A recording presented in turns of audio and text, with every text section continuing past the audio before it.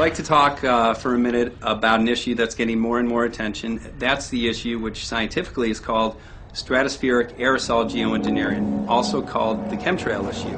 Oh my God. Holy. There's one, two, oh my God.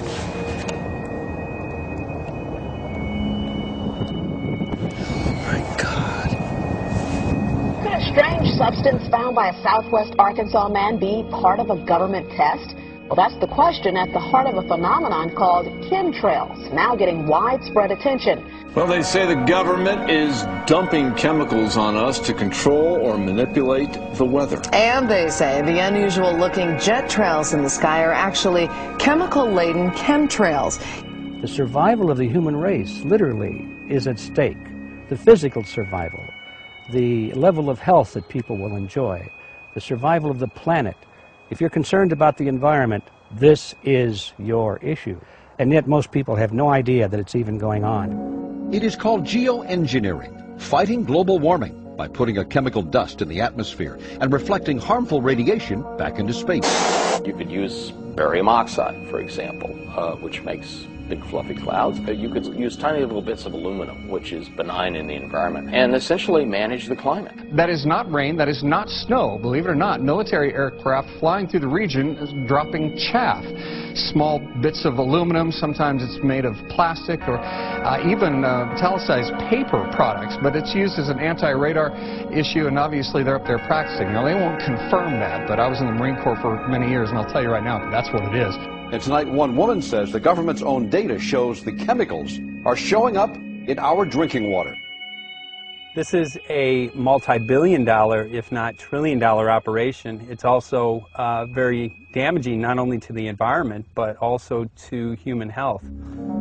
Because being that it is illicit, if the truth got out to people, think about how damaging could be to their agenda, both political and monetary. I had a friend who recently, he's always looking at things from a different perspective. He's a bit of a conspiracy theorist, you know. Did you ever see that movie with Mel Gibson? Yeah. Conspiracy Theory? Okay. Sure. He's a lot like that. And he says that whenever the president comes to L.A., there's no spring.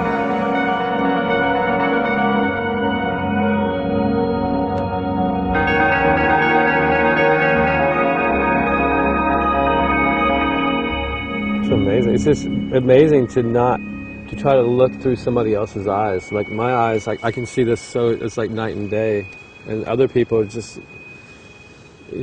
the illusion is just so deep. What do you think would happen if everybody awakened to what was going on and what the plans were of geoengineers? I think they'd have a revolution in Hawaii. If people really understood what was going on.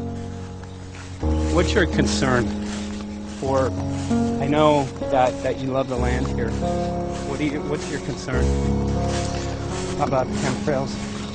Well, that we won't be able to live here and grow our own food.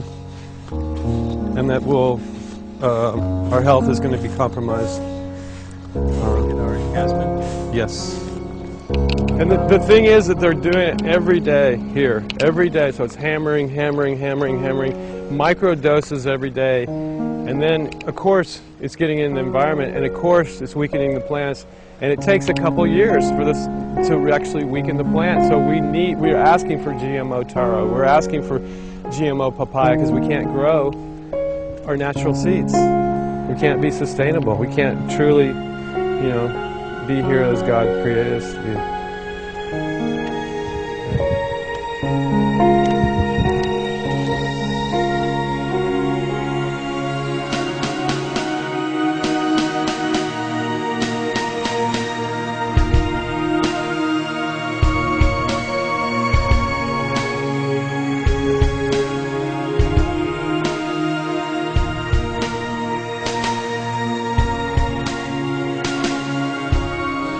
Clarify, so 10 megatons of aluminum dumped into the atmosphere would have no human health impact. So let me be more careful here. We work to separate out the toxicological, so the aluminum we've only begun to research and publish now. There was was mason jars, and they were brand new, sterilized, and that's what we catch the rain in. And then there was a HEPA filter that we tested the air with. Okay, so you caught rain and then you basically filtered air. What did you find?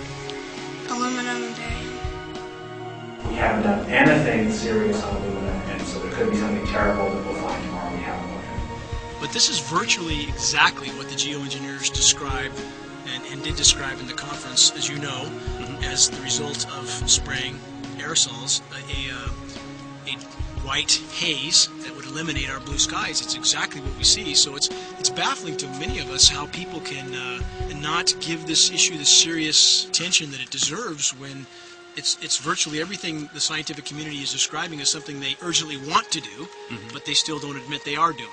So this is being done over our farms and over our things. So basically they want to eliminate our ability to eat organic food, have clean water. So in some ways it sounds to me like, and you know, again, it's just a projection, but it sounds to me like this is control. How do we control the masses? What shows you can make very high quality, and do this in just a jet in a very simple way, make high quality aluminum particles just by spraying aluminum vapor out, which oxidizes. So it's certainly in principle possible to do that. There's a big literature that's already looked at that. Aerosol geoengineering looks like it is so cheap that the cost is basically not going to be an issue. That means that implementation decisions will be risk-to-risk decisions. The risk of doing it against the risk of not doing it. And it makes the problem of how we govern it fundamentally harder and different and novel. So I've told you this cheap to deliver materials to stratosphere, and I'm convinced that's true. I don't think that will change. But I think the more we do research, the less easy this will look, the more complicated the environmental effects will look. And that's a good thing, because right now it looks too easy. So I think that if we do more research, we're likely to find out that it's harder and more complicated than we thought, and the side effects are harder to manage, and that's a healthy outcome that will make it easier to do the management. It's an empirical question, how people will actually react to knowledge about this. Another reaction is to say, if these crazy scientists are so concerned about putting CO2 in the atmosphere, they want to think about these things, then that might actually mean we should be more serious about the risks of CO2 in the atmosphere. And by the way, it's not really a moral hazard, it's more like free riding on our grandkids. And by the way, it's not really a moral hazard, it's more like free riding on our grandkids. And I have a friend who builds organic gardens, and across the industry they're seeing a decline in anything natural and organic that's growing. However, the effective crops have the aluminum-resistant seeds that have been manufactured. So part of the genetically modified crops includes a conscious effort to make those seeds and those crops resistant to aluminum. Is that what you're saying? That's the only thing that survives. Well, this is not an accident. No, it's not. So those people know what's going on. Absolutely. Yes, they do. Not only do they know what's going on, but they intend to benefit from it. They already are. They've been. That's why we have to get this information out there. We can't let another decade go by without anyone doing anything. And I don't see how anybody who's got their eyes open and their mind open can come to any other conclusion but that somebody is spending a lot of money and effort to spray the planet. I know that whenever it's finally discovered, and it will be, the people who are doing it will undoubtedly say, oh, well, we did it for you folks. It's for the greater good of the greater number. It's for the society. It's probably to prevent global warming.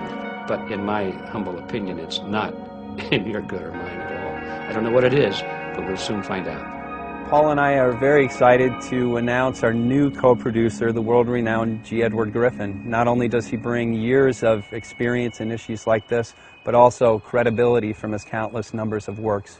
We're very excited to have his involvement with Reality Zone, which will give us avenues to distribute this out to millions of people. It's long past time to make this issue known to the public. There have been many videos made, there have been many statements made, a lot of websites put on the internet exposing the truth about this issue, but none of them have really put it all together. And it's past time for that to happen. That's the reason I'm very, very happy to become associated with these young men that have taken it upon themselves to produce this documentary to be called What in the World Are They Spraying? It's a perfect title, and I think they have the expertise to do it right. They have the knowledge, they have the right outlook, and I'm just glad to be a part of it. They can't do it alone, and I can't do it alone with them. We need your help. We've got to get it out. We've got to get it out fast. Funding will be necessary for this project. It's already half done, but the rest of it needs to be done, and it needs to be done quickly. So when you see that little website come across the screen in a moment, or perhaps now, that's the place to go if you want to become a part of this project yourself and really help to make a difference in the world. We need your help. Thank you.